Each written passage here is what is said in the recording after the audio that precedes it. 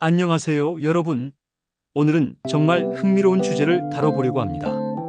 바로 우리 몸에 열이 오를 때 왜 노화가 가속화되는지에 대한 과학적 메커니즘을 알아보겠습니다. 혹시 여름철 더위에 지쳐 거울을 보면서 갑자기 늙어 보인다고 느끼신 적 있으신가요? 아니면 사우나나 찜질방에서 오랜 시간을 보낸 후 피부가 건조해지고 피곤해진 경험이 있으신가요? 이런 현상들이 단순한 일시적 변화가 아니라 실제로 우리 몸의 노화 과정과 깊은 연관이 있다는 사실을 아셨나요?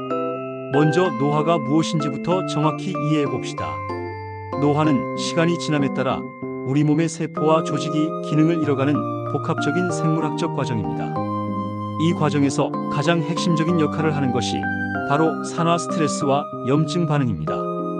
우리가 흔히 말하는 활성산소가 바로 이 과정의 주범인데요. 활성산소는 우리 몸의 정상적인 신진대사 과정에서도 생성되지만 스트레스나 환경적 요인에 의해 과도하게 생성될 때 문제가 됩니다. 이제 열이 이 과정에 어떤 영향을 미치는지 살펴보겠습니다. 우리 몸의 체온이 상승하면 가장 먼저 일어나는 변화는 혈관의 확장입니다. 몸은 열을 외부로 방출하기 위해 혈관을 넓히고 혈류량을 증가시킵니다. 이 과정에서 심박수가 빨라지고 심장에 더 많은 부담이 가해집니다. 정상적인 심박수가 분당 60에서 100회 정도인데 체온이 섭씨 1도만 올라가도 심박수는 분당 10에서 15회 정도 증가할 수 있습니다. 혈관 확장과 혈류 증가는 단순히 열을 식히는 것 이상의 의미를 가집니다. 이 과정에서 우리 몸의 산소 소비량이 급격히 증가하게 되는데요. 산소 소비가 늘어나면 자연스럽게 활성산소의 생성도 함께 증가합니다. 특히 미토콘드리아라고 불리는 세포의 에너지 공장에서 이런 현상이 두드러지게 나타납니다.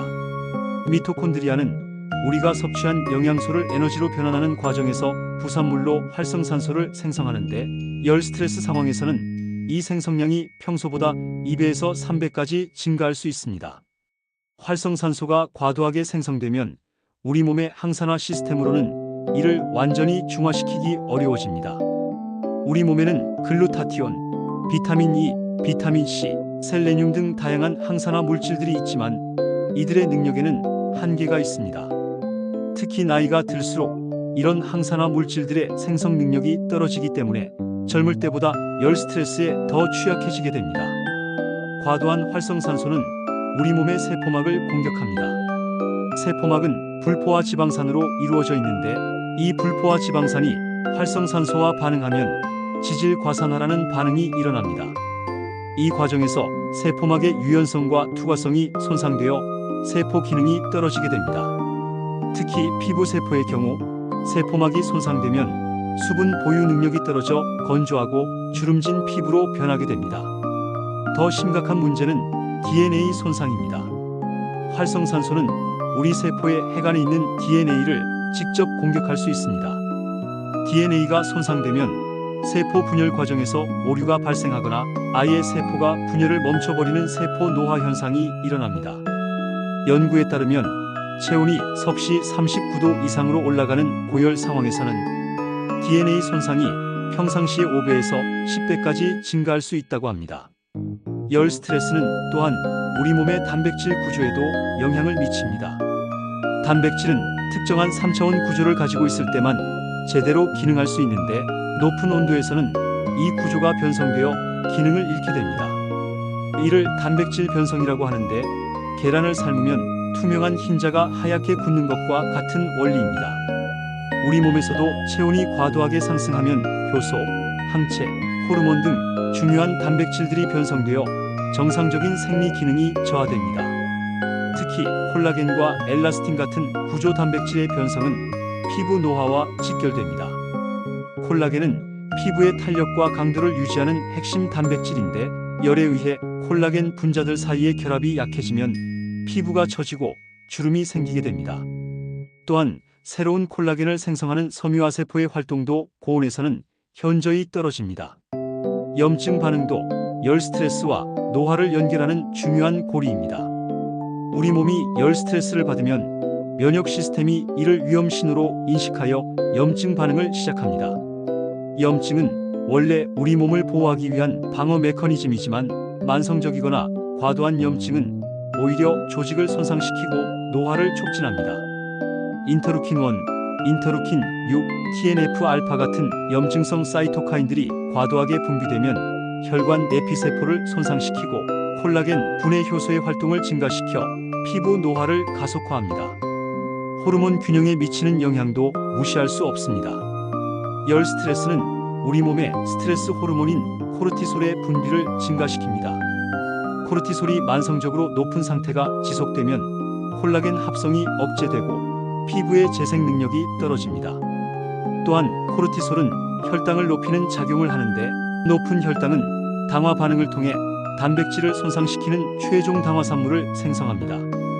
이 물질들은 피부를 거칠고 누렇게 만들며 탄력을 떨어뜨립니다. 수분 균형의 파괴도 중요한 요소입니다. 열이 오르면 우리 몸은 땀을 통해 열을 방출하려고 합니다. 이 과정에서 단순히 물만 잃는 것이 아니라 나트륨, 칼륨, 마그네슘 같은 중요한 전해질도 함께 손실됩니다. 전해질 불균형은 세포의 삼투압을 변화시켜 세포 기능을 저하시키고 특히 피부 세포의 경우 수분 보유 능력이 크게 떨어집니다. 미세순환장애도 열 스트레스로 인한 노화의 중요한 원인입니다. 체온이 상승하면 말초 혈관이 확장되지만 동시에 혈액의 점도가 높아져서 실제로는 조직으로의 산소와 영양소 공급이 제대로 이루어지지 않을 수 있습니다. 특히 피부의 모세혈관은 매우 가늘기 때문에 이런 미세순환장애의 영향을 크게 받습니다. 영양소와 산소 공급이 부족해진 피부 세포들은 재생 능력이 떨어지고 노화가 가속화됩니다. 텔로미어에 미치는 영향도 최근 연구에서 주목받고 있습니다.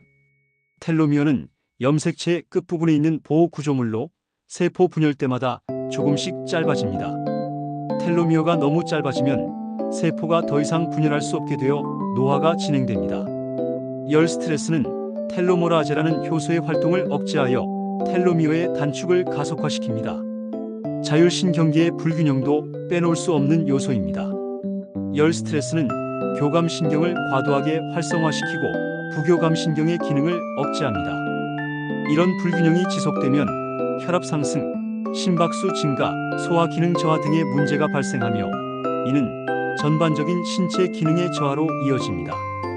수면의 질에 미치는 영향도 중요합니다. 체온이 높으면 깊은 잠에 들기 어려워지는데 수면 부족은 성장 호르몬 분비를 감소시키고 멜라토닌 생성을 억제합니다. 성장 호르몬은 조직 재생과 회복에 필수적이고 멜라토닌은 강력한 항산화 물질입니다.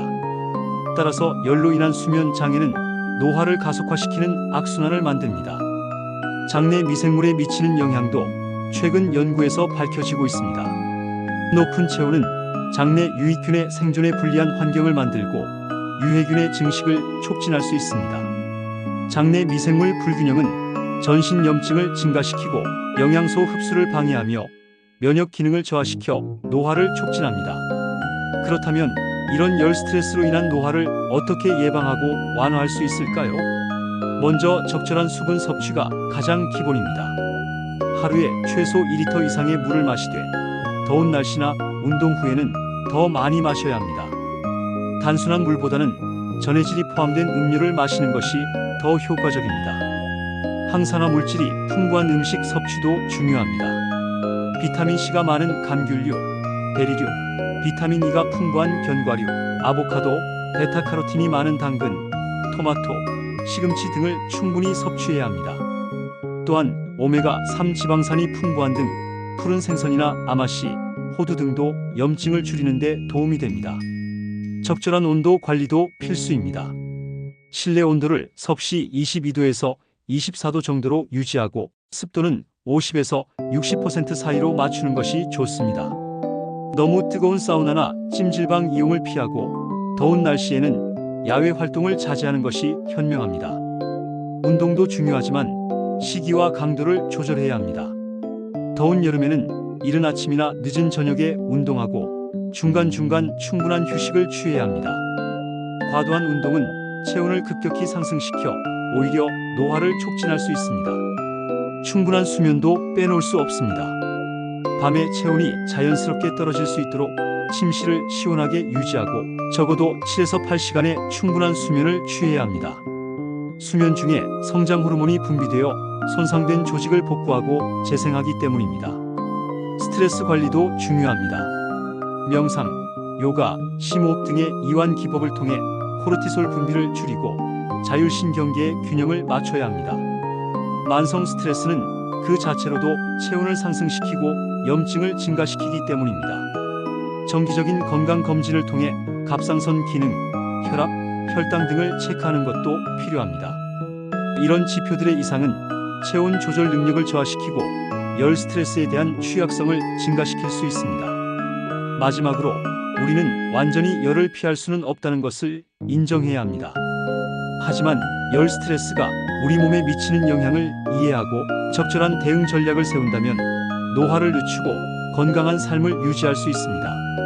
중요한 것은 극단적인 온도 노출을 피하고 우리 몸의 자연스러운 체온 조절 메커니즘을 지원하는 것입니다. 결론적으로 몸에 열이 오르면 노화가 생기는 이유는 활성산소 증가, 단백질 변성, 염증 반응 증가, 호르몬 불균형, 수분 및 전해질 손실, 미세순환장애, 텔로미어 단축, 자율신경계 불균형 등의 복합적인 메커니즘 때문입니다. 이를 이해하고 적절히 대응한다면 건강한 노화를 실현할 수 있을 것입니다. 오늘 말씀드린 내용이 여러분의 건강한 삶에 도움이 되기를 바랍니다. 감사합니다.